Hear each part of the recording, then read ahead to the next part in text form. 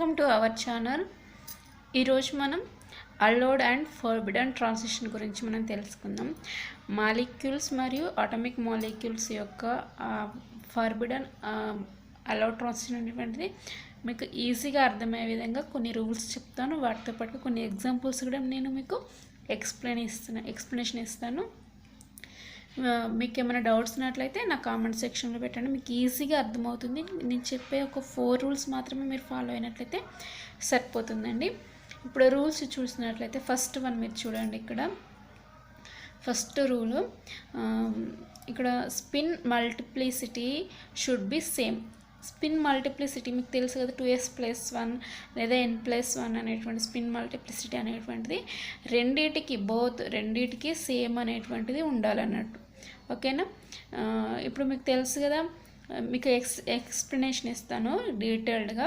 First చూడండి. Just second one చూసినట్లయితే delta value అనేటువంటి 0 ± 1గా ఇట్లా ఈ విధంగా ఉంటుంది, మీకు తెలుసు కదా వాల్యూస్. నెక్స్ట్ థర్డ్ వన్ చూసినట్లయితే జీరేట్ టు అన్జీరేట్కి మనకు దాని యొక్క ట్రాన్సిషన్ అనేటువంటిది వెళ్తుంది అన్నట్టు, అన్జీరేట్ టు జీరేట్. ఇప్పుడు ఇలా ఉన్నప్పుడు మాత్రమే అది మనకు అలౌడ్ ట్రాన్సిషన్గా మనం తీసుకుంటాం అన్నట్టు. ఓకేనా? ఒకవేళ but gerade to gerade ungerade to ungerade is forbidden. ఒకవేళ మనకు ట్రాన్సిషన్ అనేటువంటి 0 to 0 వెళ్ళినా అన్జీరేట్ టు అన్జీరేట్ వెళ్ళినా అప్పుడు మనకు ఫర్బిడన్గా మనం ఐడెంటిఫై చేయాలన్నట్టు. జస్ట్ అలౌడ్ అనేది మనం అలౌడ్ అని ఎప్పుడు మనం ఐడెంటిఫై చేస్తామంటే 0 to 1 వెళ్ళినా లేదా 1 to 0 అయినటువంటి ట్రాన్సిషన్ వెళ్ళినప్పుడు మాత్రమే మనం అలౌడ్ ట్రాన్సిషన్గా మనం ఐడెంటిఫై చేయాల్సి ఉంటుంది. ఇంకా వేరే విధంగా మీరు ఎలా చూపించినా కూడా అది ఫర్బిడన్ కిందకే వస్తుంది అన్నట్టు. ఇప్పుడు ఫోర్త్ వన్ కనుక మనం చూసినట్లయితే ఫోర్త్ ఎగ్జాంపుల్ చూడండి. Fourth rule change should be same. అది చేంజ్ అయినప్పుడు మనకు అది సేమ్గానే ఉండాలి. ఇప్పుడు డెల్టా వాల్యూ ఉందనుకోండి, delta value = 0 gives rise to sigma. 1 ఉంటే π, 2 ఉంటే డెల్టా, నెక్స్ట్ 3 ఉందనుకోండి π వాల్యూగా మనం చూపిస్తాం అన్నట్టు. ఇక్కడ చూడండి ట్రాన్సిషన్ అనేటువంటిది ఏ విధంగా ఉంటుంది, సిగ్మా π డెల్టా π. ఈ విధంగా దాని యొక్క మనకు ఇక్కడ బాణం గుర్తు పెడుతూ మనం చూపిస్తూ ఇలా టూ టైప్స్ అంటే రెండు వైపులా బాణం గుర్తు ఉండాలన్నట్టు. ఈ విధంగా ఇలా ఉన్నప్పుడు మాత్రమే మనకు అది అలౌడ్ ట్రాన్సిషన్గా మనకు చూపించబడుతుంది. మీకు ఎగ్జాంపుల్ చెప్తే ఈజీగా అర్థమవుతుంది. ఒక ఎగ్జాంపుల్ చెప్తాను మీకు చూడండి. ఇప్పుడు ఫస్ట్ ఒక ఎగ్జాంపుల్ చూద్దాం. First one, example 1, identify the allowed transition. ఓకేనా? The allowed transition.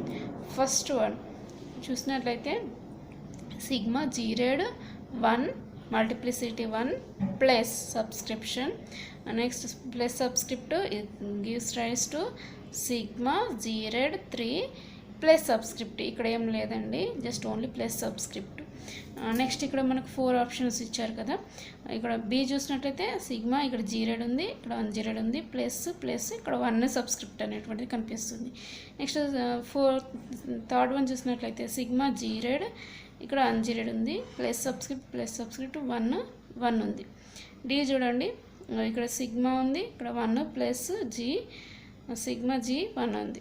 ఇప్పుడు ఫస్ట్ మనం చూసినట్లయితే మనకి ఇచ్చినటువంటి రూల్స్ ప్రకారం ఏంటి, స్పిన్ మల్టిప్లిసిటీ అనేటువంటిది సేమ్ ఉండాలి. 2s+1 వాల్యూ అనేటువంటిది సేమ్ ఉండాలి, లేదా n+1 వాల్యూ అనేటువంటిది సేమ్ ఉండాలి. n+1 లేదా 2s+1 వాల్యూ అనేటువంటిది సేమ్గా ఉండాలి. అంటే 1 ఉంటే 1 ఉండాలి, 2 ఉంటే 2 ఉండాలి, 3 ఉంటే 3. ఇక్కడ ఏది ఉంటే అదే, బోత్ ఆర్ సేమ్ ఉండాలి. ఓకేనా? ఇక్కడ 1 ఉంది, ఇక్కడ 3 ఉంది, కాబట్టి ఇది రాంగ్. ఫస్ట్ వన్నే మనకు ఇక్కడ రాంగ్ అని మనం ఐడెంటిఫై చేయాలి. ఓకేనా? ఇది రాంగ్. సెకండ్ వన్ బి చూసినట్లయితే స్పిన్ మల్టిప్లిసిటీ, ఇక్కడ 1 ఉంది, ఇక్కడ అసలు ఇక్కడ ఏం లేదు, సో ఇది కూడా రాంగ్ మనకు.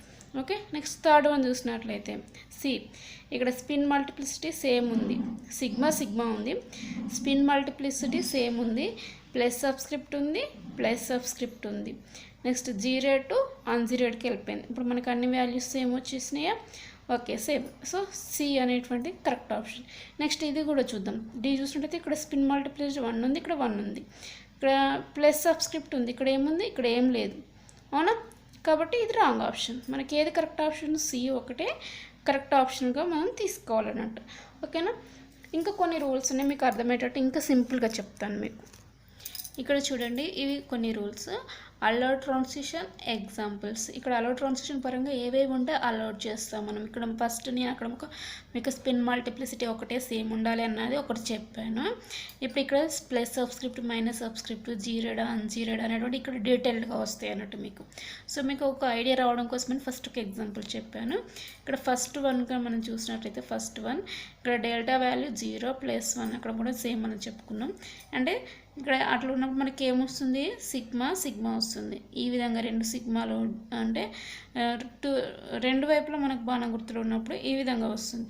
నెక్స్ట్ సేమ్ పై ఈ విధంగా ఉండాలి. ట్రాన్సిషన్ స్టేట్ అనేటువంటిది సిగ్మా టు పై ఉండాలి, పై టు డెల్టా ఈ విధంగా ఉన్నా కూడా మనకు అది అలౌడ్ ట్రాన్సిషన్ కిందకే వస్తుంది అన్నట్టు.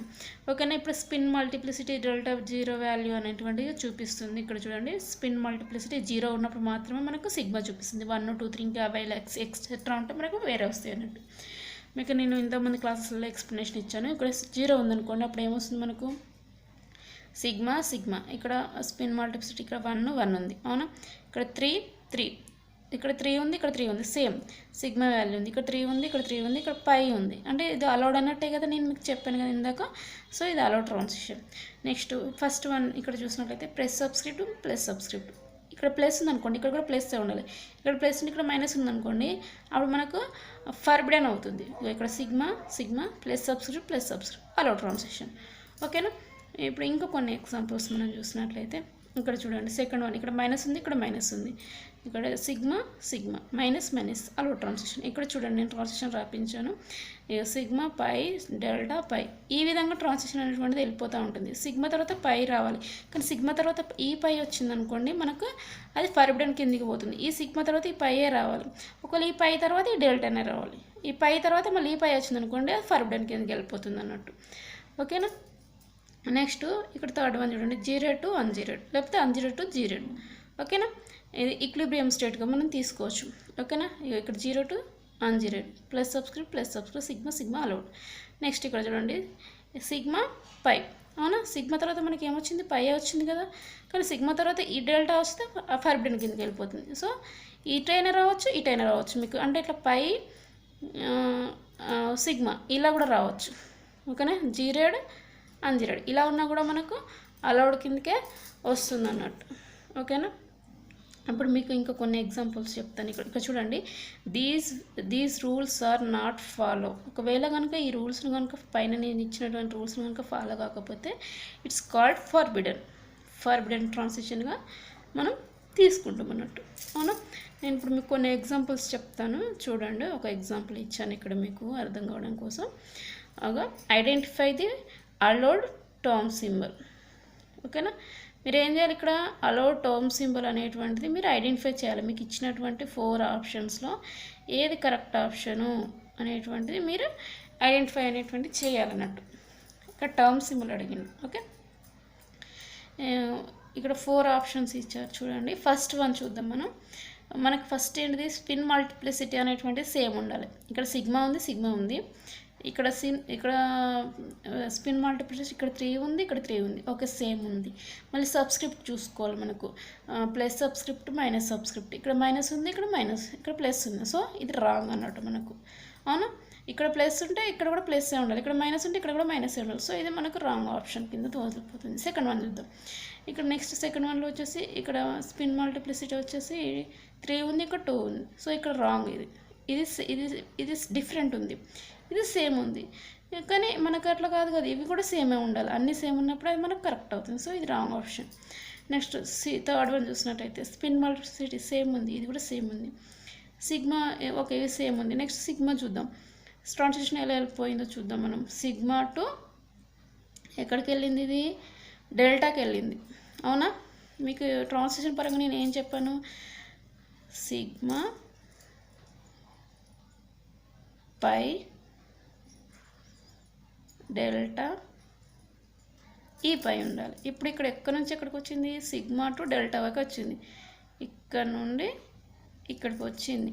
అంటే ఇదేంటిది, ఫర్బిడెన్ అన్నట్టు. ఇక్కడ నుండి ఈడికే పోవాలి, మధ్యలో ఇంకొక పై అనేటువంటిది మనకి ఇక్కడ వచ్చింది, అవునా. మాలిక్యులర్ టర్మ్ సింబల్ అనేటువంటిది వచ్చింది కాబట్టి ఇది మనకు ఫర్బిడన్గా తీసుకుందాం. నెక్స్ట్ D1 తీసుకుందాం. D చూసినట్టు ఈ డెల్టా ఉంది, పై ఉంది, అవునా, ఈ డెల్టా పై. ఓకే, ఇక్కడ స్పిన్ మల్టిప్లిసిటీ ఇక్కడ సేమ్ ఉంది, 2 ఉంది, ఇక్కడ ప్లస్ ఉంది, జీరోడ్ అన్జీరోడ్ టు జీరోడ్ ఉంది. సో ఇది అలౌడ్, ఇది మనకు కరెక్ట్ ఆప్షన్ అన్నమాట. ఇలా మరి ఇటు రాయాలి కదా మేడం అంటే సమ్టైమ్స్ మనకి ప్రీవియస్ ఇయర్లో అడిగినటువంటి క్వశ్చన్ అండి. సో ఇలా కూడా అడిగే ఛాన్స్ అనేటువంటిది ఉందన్నట్టు. ఓకేనా, ప్రీవియస్ ఇయర్లో అడిగినటువంటి క్వశ్చన్ ఇది. గేట్లో అడిగారు అనుకోండి ఈ క్వశ్చన్. అవును, గేట్లోనే ఈ క్వశ్చన్ అనేటువంటిది అడిగారు అన్నట్టు. సో ఈ విధంగా కూడా అడిగే ఛాన్స్ అనేటువంటిది ఉంటుంది, మీరు ఈజీగా గుర్తుపెట్టుకోండి. ఇక్కడ చూడండి సెకండ్ క్వశ్చన్. ఇక్కడ identify the atomic term symbol. Atomic term symbol పరంగా మనం చూసుకున్నట్లయితే ఇక్కడ ఫస్ట్ వన్ ఇచ్చారు ఆప్షన్, 2 ఆప్షన్స్ నేను అట్లా మీకు చూపించాను. ఇక్కడ D3P ఉంది, ఇక్కడ మనకు స్పిన్ మల్టిప్లిసిటీ సేమ్ ఉంది. మరి ఇక్కడ అటామిక్ టర్మ్ సింబల్ అనేటువంటిది ఏ విధంగా వెళ్ళిపోతుంది, D తర్వాత P వచ్చింది అంటే కరెక్టా రాంగ్ అనేటువంటి మనం చూసుకోవాలి. ఇక్కడ మీకు 1 2 3 0 1 2 3 నుంచి మనకు స్టార్ట్ అవుతాయి కదా L వాల్యూస్. ఇక్కడ మనం చూసుకున్నట్లయితే టర్మ్ సింబల్ SPDF, S తర్వాత ఏమొస్తుంది P వస్తుంది, P తర్వాత ఏమొస్తుంది D. కానీ ఇక్కడ ఏమొచ్చింది D, అవునా, ఇంకా D వచ్చింది. D తర్వాత ఇట్లా గివ్స్ రైస్ ఇదైనా రావచ్చు. సో DP అంటే D తర్వాత P వచ్చింది, P తర్వాత D వచ్చినా కూడా ఇట్లా మన ఆరో మార్క్ ఈ విధంగా ఈక్విలిబ్రియం స్టేట్లో పెట్టుకున్నా కూడా మనకు సేమ్ వస్తుంది. సో ఇది కరెక్ట్ ఆప్షన్. ఓకేనా, ఇంకేమైనా చూద్దాం. సెకండ్ వన్ చూద్దాం. ఇక్కడ F ఉంది, తర్వాత S ఉంది.